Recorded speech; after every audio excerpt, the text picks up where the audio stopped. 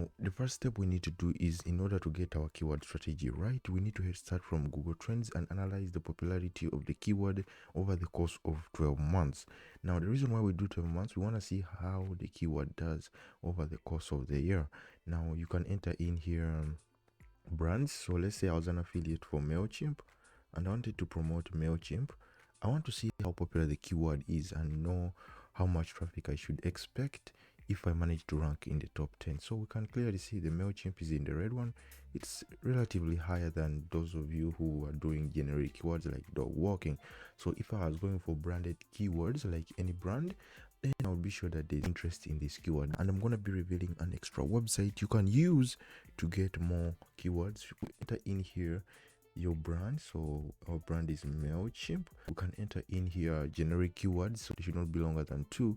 The longer it is, the less keywords you will get. So you hit on MailChimp and we can set this to over to United States, but for this case I would just do United Kingdom. Now these are the keywords that people are searching in Google and other search engines related to MailChimp. So these may not be grammatically correct, so that means you have to modify them as you add them to your website in form of sub headlines. So you'll have to think about that. Now for us, since we are going to be affiliates, we would like to go for the versus angle, preposition, stuff like that.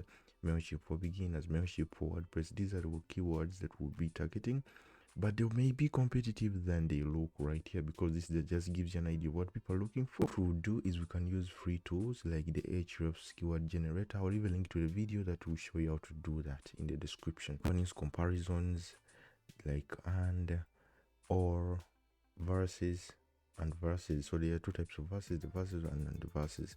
Hope you get the idea. So we can look at these keywords individually using the Ahrefs keyword difficulty checker and see how the keywords stack up. Now that is how easy it is. You can download, if you like the list, you download it as a CSV right here. Now, but I'm going to show you another alternative you can try, which does the same work as the Answer the Public too.